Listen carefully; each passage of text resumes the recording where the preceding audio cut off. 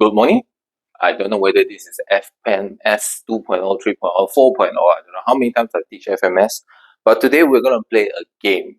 And this game was initiated since I was teaching in Masa.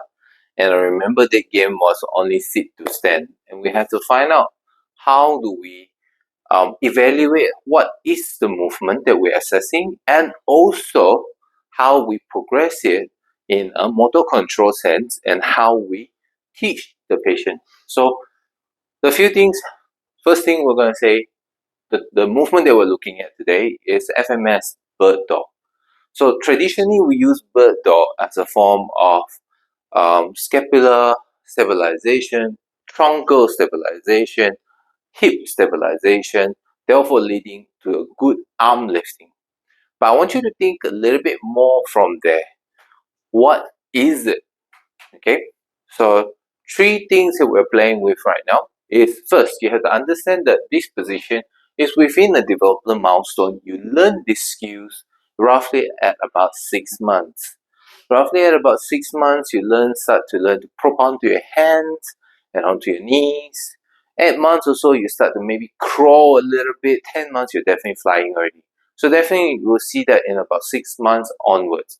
Why I say so is, if a patient failed to do a movement at 6 months, developmental milestones, are you progressing them too fast to go into something that is a little bit too advanced? For example, you're asking them to lunge. Okay, lunge is 2-point contact. They're trying to get balance. It is very, very hard for them if they haven't got any fundamentals at the 6 to 8 months mark. Or maybe they can't do this 6 months but they're altogether, and you're trying to push the 4-point kneeling positions, but maybe they need to start in a 3-month position where they are only propped on their elbows. Those are positions like push-ups and all that, whereby they're still learning the lumbar pelvic stabilizer while putting strength through their palms and their hands and scapular. Okay, so that is the first concept, the developmental milestone concept. The second concept that you have to understand here is, are we using this movement to retrain a movement that we are going for, which is a ipsilateral bias, which is same side, contralateral bias, which is opposite side. So the classic thing I always say is, if I am going up staircase, the moment of lifting my leg up this way, it's a ipsilateral. So my one leg has to learn to stand, and my other leg is also learning to lift it up in isolation. Okay, but if I'm introducing, once I put my foot down to step up onto the staircase, now I'm using a contralateral habit. I am moving the opposite side to the opposite side. And I keep stressing, in sports, there's a lot of movements that are very, very different. Our side shuffles, our badmintons are all ipsilateral. But when we perform a smash, that we cross our opposite feet in front of the other feet, that's where we're doing contralateral. So that's where, what patterns are we going for is also another problem. The final concept, the third concept that I would like to share today, is called fixum and mobile. I used the example today, this morning, of if someone's placing their hand down in this 4-point kneeling position, and I want you to think of a cue that provides a fixum on the wrist, okay? And the mobile is the thoracic spine.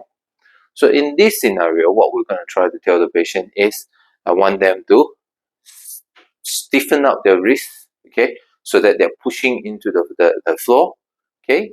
And then we'll do something to thoracic extend a little bit so that we lock the thoracic spine. So then we investigate what is the moment arm challenging our hands right now. So the thoracic component challenge will be, there will be a shift of the thoracic to the same side hand, and there will be a shift against gravity that pulls our shoulder down. So we're trying to hold ourselves up. This way will create a very good stabilization strategy with the wrists, the shoulder, and then maintaining this rib on scap positioning. Now, what if a patient is doing it slightly wrongly? They do a lock and they're very stiff through their thoracic spine. They don't know how to adapt this way. And then this became the fixum. The thoracic became the fixum. Now the hand becomes the mover. So as the hand becomes the mover, they press down a lot. They then end up developing a lot of wrist flexor region type problem. It can be joints, it can be tendons, origin, but all these plays a role in terms of how the presenters come to you and say, when I do push up, I feel pain. Okay, and that's because they are loading it too much in a certain way. They're not moving the way they should.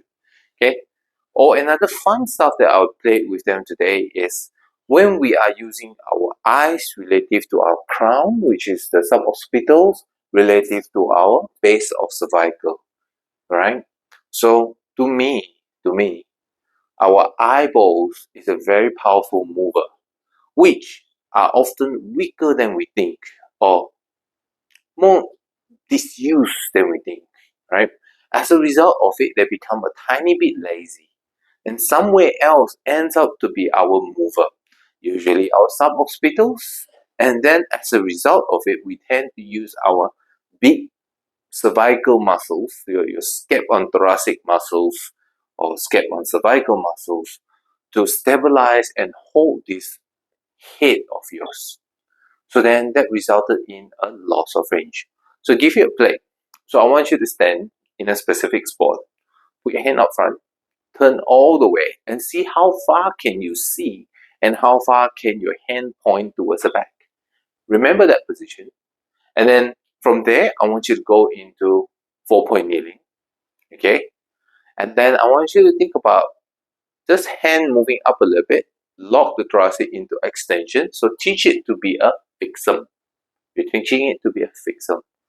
Then from there, without moving the neck, without moving the head, just your eyes. Keep the eyes closed and draw a big infinity. When I say big, it has to be big. It is normal to feel a little bit achiness around the eye sockets, and that's because they are disused. And if we can train out our eye muscles in 6 to 8 rounds, higher repetitions, I don't really have an answer. But I want you to give it a try. And then once you can do that, you do the opposite direction of the infinity, okay? And then infinity done, then you go back and reassess and stand on the same spot again and see how far can you turn. Basically, all I'm trying to share with you is eyeball muscles are movers. Fixum muscles are your cervical extensors, your traps and so forth. So have a play with them, okay? And these are the components that we came out this morning that we can rehab for Bird Dog. So never look down on Bird Dog. So I suspect for this upcoming month, all my physios in this room right now is going to play with Bird Dog, everything, nothing but Bird Dog. Okay? So we have cervical and thoracic component, all the spinal component, lumbar and pelvis, rib on thoracic, lumbar, thoracic, scap on thoracic. All the peripheral is here, so your scap on cervical, pelvic on hip, G on H, right?